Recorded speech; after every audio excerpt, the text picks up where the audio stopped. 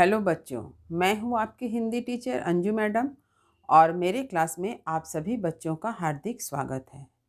बच्चों, हम लोगों ने कारक के शाब्दिक अर्थ, कारक की क्या परिभाषा है, कारक के कितने भेद हैं और कारक चिन्हों के बारे में पढ़ा कि कारक के जो 8 भेद हैं उसके चिन्ह कौन कौन से हैं।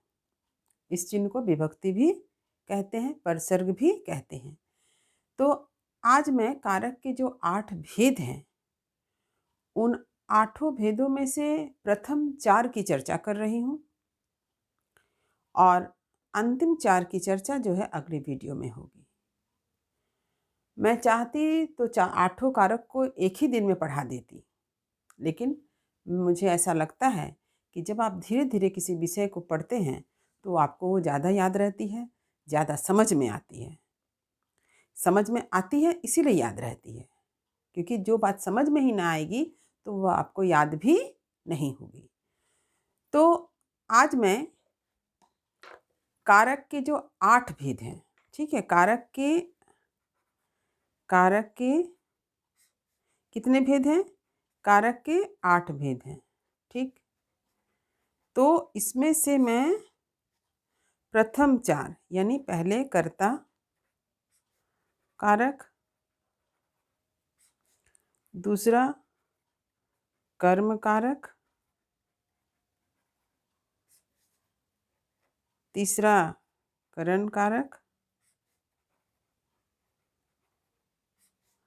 और चौथा संप्रदान कारक,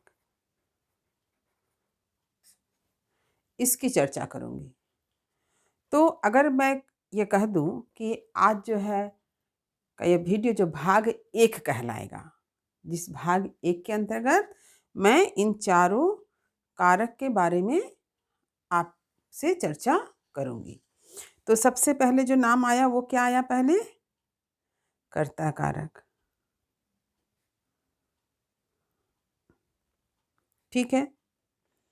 तो देखिए, कर्ता का अर्थ क्या होता है पहले ये जानना होगा। ये जो हमारे सामने कर्ता है इसका क्या अर्थ होता है? तो क्या अर्थ है इसका? कार्य करने वाला, कार्य करने वाला। तो अगर इसकी परिभाषा अगर आपको लिखनी हो तो आप कैसे लिखेंगे? यानी जो कोई क्रिया करता है, जो कोई क्रिया करता है उसे क्या कहते हैं? क्रिया का कर्ता कहते हैं। देखिए यहाँ आप ध्यान रखिएगा, क्रिया का कर्ता कहते हैं।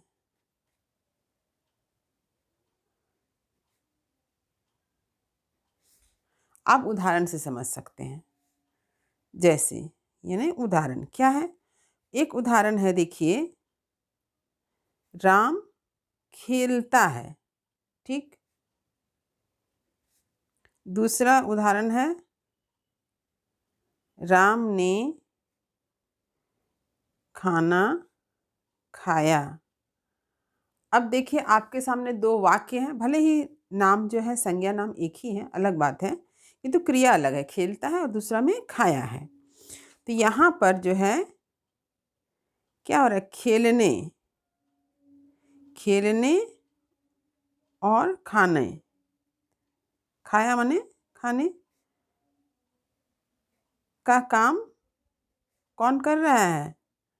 राम कर रहा है ना, राम करता है। इसलिए क्या हो गया?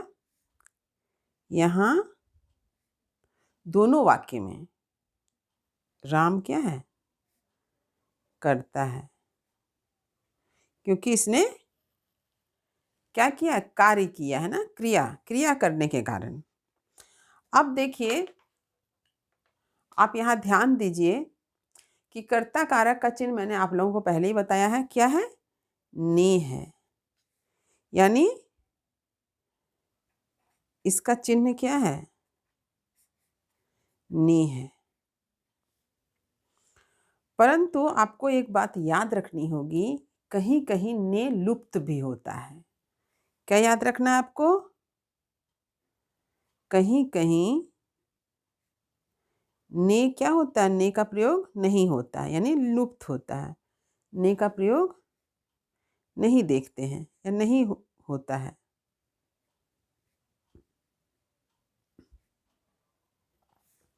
तो कहाँ कहाँ नहीं होता, इसे भी आप जान लीजिए। देखिए, वर्तमान काल और भविष्य काल में ने का प्रयोग नहीं मिलता है। ने का प्रयोग नहीं मिलता है।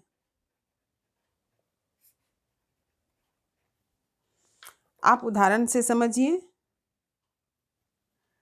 उदाहरण लिख देती हूँ मैं। देखिए, जैसे वर्तमान काल में क्या लिखते कहते हैं? राम जाता है। ठीक। और यही भविष्य काल में क्या लिखेंगे? राम जाएगा। तो ये जो है इस तरह का प्रयोग हम लोग देखते हैं। कहीं कहीं ने का प्रयोग नहीं होता है। ने का प्रयोग नहीं होने पर भी हम लोग कैसे समझेंगे? यहाँ कर्ता कारक है, जो कार्य करता है। जो कार्य करता है वही है कर्ता। इस अर्थ में हम लोग समझेंगे। अगर ने नहीं भी है तो भी हमें समझ लेना होगा कि काम करने वाला ही, क्रिया करने वाला ही कर्ता कहलाता है। इसलिए जिसने कार्य किया वह कर्ता होगा। और इसका चिन्ह ने है, लेकिन यहाँ पर लुप्त है। तो उम्मीद करती हूँ ये आपको समझ में आ गया होगा। तो अब आगे बढ़ते हैं।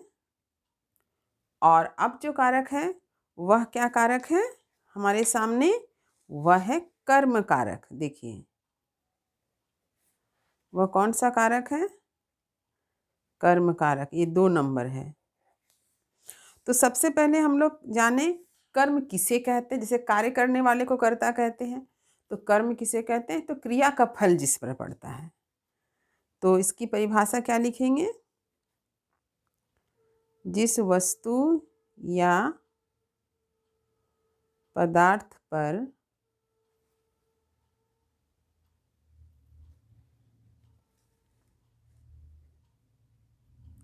क्रिया का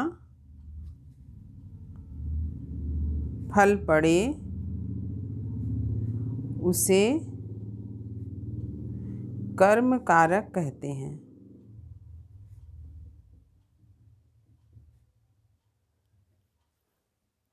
उदाहरण देखिए, उदाहरण से समझिए। उदाहरण क्या है? राम ने श्याम को पीटा। दूसरा उदाहरण है, देखिए, सिपाही ने चोर को पकड़ा। तीसरा है, छात्रा ने किताब पढ़ी। अब यहाँ पर देखिए, राम ने, यानी राम कौन है? कर्ता है। सिपाही ने, ये कौन है? कर्ता है। छात्रा ने, ये क्या है? कर्ता है। तो राम ने पीटा, पीटने का प्रभाव किस पर पड़ा? श्याम पर पड़ा, तो श्याम को। सिपाही ने पकड़ा, किसे पकड़ा? चोर को। छात्रा ने पढ़ी, यहाँ भी पढ़ी है, हाँ, छात्रा ने पढ़ी, यानी छात्रा ने क्या पढ़ी? किताब पढ़ी। तो ये तीनों क्या हो गया? ये तीनों कर्म है। तो कर्म कारक का चिन्ह क्या है? इसे भी याद रखिए। कर्म कारक का चिन्ह क्या होता है? ये तो आप लोग जानते ही हैं, को है। ठीक। अब आपके मन में ये प्रश्न आएगा कि अगर कर्म कारक का चिन्ह को है तो किताब के बाद को का प्रयोग क्यों नहीं है? क्योंकि श्याम को, चोर को लेकिन किताब को नहीं लिखा गया, लेकिन आप समझ ले रहे हैं कि छात्रा ने क्या पढ़ा, किताब को पढ़ा। तो यहाँ पर भी एक नियम जान लीजिए कि जब प्राणीवाचक शब्द आते हैं या संज्ञा आते हैं तब को का प्रयोग होता है, और अप्राणीवाचक होने पर वहाँ पर को का प्रयोग नहीं होता है। देखिए आप इसे कैसे समझेंगे। देखिए मैं लिख दे रही हूँ कि प्राणीवाचक संज्ञा का प्रयोग जब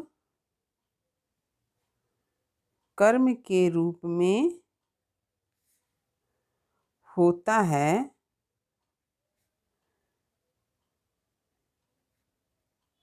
तो उसके साथ को का प्रयोग होता है। ध्यान दीजिए इस बात पर। प्राणीवाचक संज्ञा का जब प्रयोग कर्म के रूप में हो रहा है तब वहाँ को का प्रयोग होगा। लेकिन क्या होता है, परंतु जब अप्राणीवाचक यानी जिसमें प्राण ना हो, यही समझ लीजिए, अप्राणीवाचक संज्ञा कर्म के रूप में प्रयुक्त होती है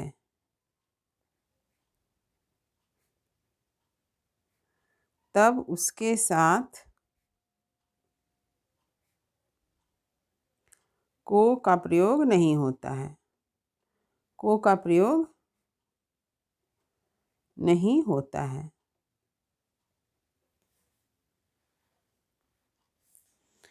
यानी जब शब्द जो है संज्ञावाचक होंगे तब जो है को का प्रयोग मिलेगा, और अगर अप्राणीवाचक शब्द का प्रयोग कर्म के रूप में हो रहा है तो वहाँ पर को का प्रयोग जो है नहीं मिलेगा। अब आगे बढ़ते हैं। तीसरा कारक। तीसरा कारक क्या है, करण कारक। ठीक, देखिए करण कारक यानी साधन या माध्यम, इसका प्रयोग जो होता है साधन या माध्यम के रूप में होता है। परिभाषा क्या होती है लिख लीजिए। देखिए संज्ञा, सर्वनाम या विशेषण के जिस रूप से क्रिया करने के साधन अथवा क्रिया के संबंध का बोध होता है उसे करण कारक कहते हैं।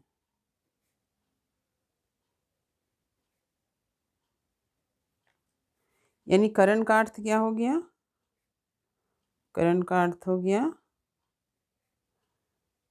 साधन या माध्यम। ठीक है, करण का अर्थ हो गया साधन या माध्यम।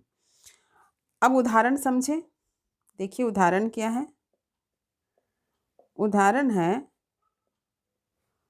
वह कलम से लिखता है।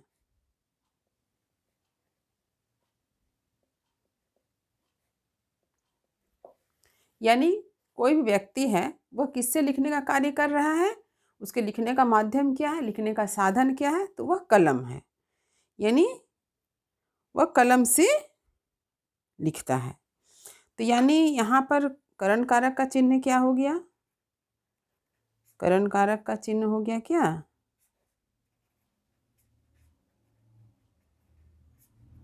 से। और हमेशा याद रखिएगा कि कारक जो होता है वह चिन्ह के बाद वाला शब्द में नहीं होता है, चिन्ह के जो पहले शब्द आता है उसमें होता है। यानी कलम से, यहाँ करण कारक है, ये चिन्ह है किंतु कारक कहाँ है, कलम में है। अब देखिए कुछ समझने योग्य बातें हैं, इसको भी आप लिख लीजिए। जैसे कि साधन,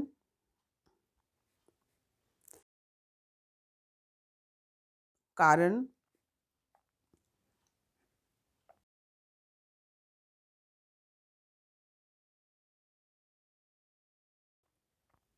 विधि, दशा, वजह, बल इत्यादि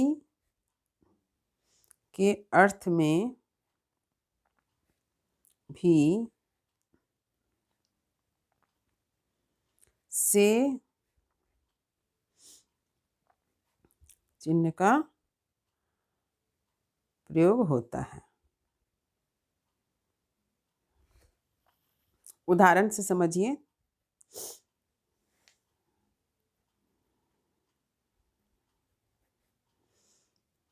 जैसे आपके आने से, यानी यहाँ पर क्या हो रहा है, बोध कारण, मेरा सम्मान बढ़ा। ठीक। दूसरा है, मैंने पूरी ताकत से जोर लगाया। यहाँ क्या बल का प्रयोग हो रहा है। तीसरा है, इस प्रश्न को दूसरी पद्धति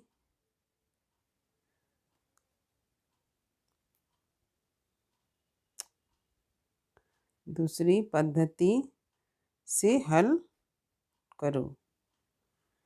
ठीक, यहाँ रीति हो गया, विधि का अर्थ हो गया। ठीक है। चौथा है, आलस्य की वजह से मैं सोया रहा। ये भी दशा है, यानी साधन, कारण, रीति, विधि, दशा, वजह, बल इत्यादि के अर्थ में भी से का प्रयोग होता है।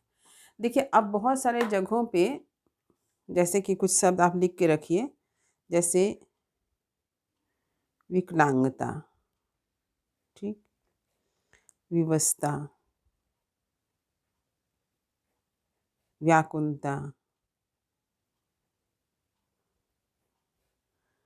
ये जो भाव है, ऐसे भाव को व्यक्त करने वाले वाक्य में भी करण कारक होता है। जैसे विकलांगता, व्यवस्था, व्याकुलता, जैसे उदाहरण के अर्थ है, जैसे वह पैरों से लंगड़ा है। यहाँ क्या हो गया, विकलांगता है, वह पैरों से लंगड़ा है।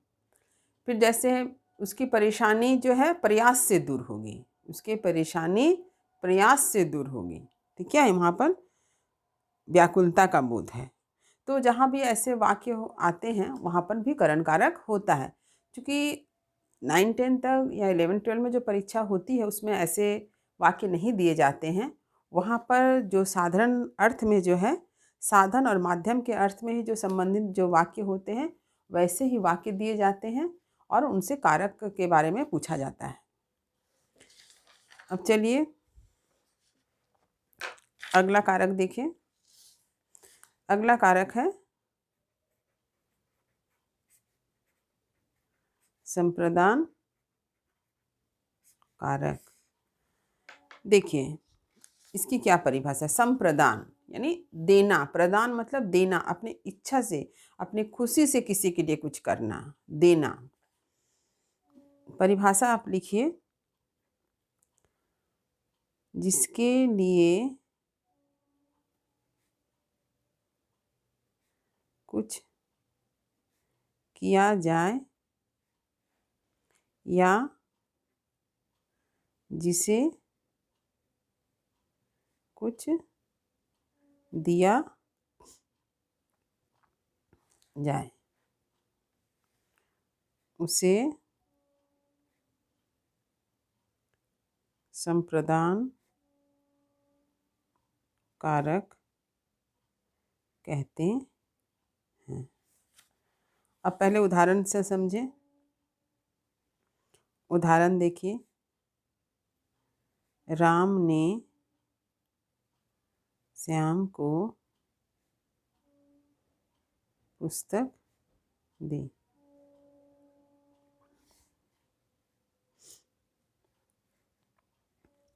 दूसरा, श्याम ने माँ के लिए दवा लाई। तीसरा है, भिखारी को भीख दो।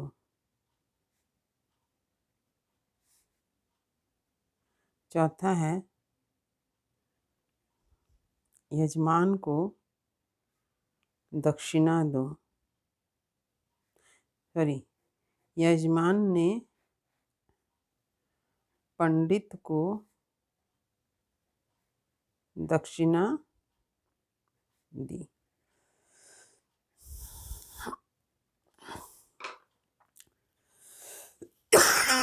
सॉरी।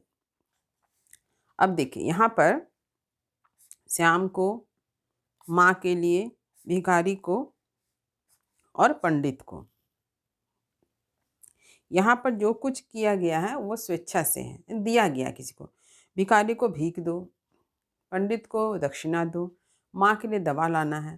तो ये जो है किसी के लिए कुछ किया जा रहा है, इसलिए यहाँ पर संप्रदान कारक है। और संप्रदान कारक का चिन्ह क्या होता है जान लीजिए। ये तो पहले भी बता चुकी हूँ, लेकिन फिर भी एक बार और से जानिए। को और के लिए, को और के लिए, ये हमेशा याद रखिएगा। देखिए, कर्म कारक में भी जो है हम लोग देख रहे हैं कि कर्म कारक का भी चिन्ह को है और संप्रदान कारक में भी को चिन्ह आता है, लेकिन दोनों का अर्थ अलग है। कर्म कारक में क्रिया माने कर्ता के क्रिया का फल पड़ रहा है जिस पर, वो है कर्म। और यहाँ पर है किसी के लिए कुछ किया जाए।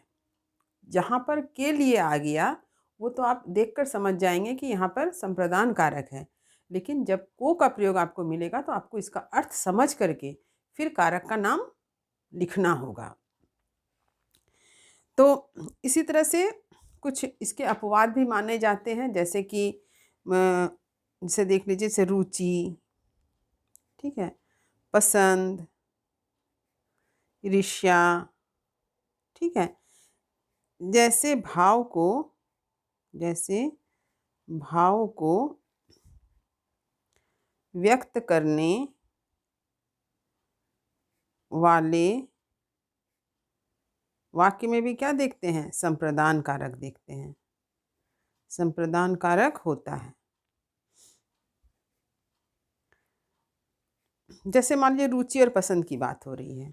अब उदाहरण में हम लिखते हैं, गणेश जी को मोदक प्रिय है। तो यहाँ पर क्या हो जाएगा, संप्रदान कारक हो जाएगा।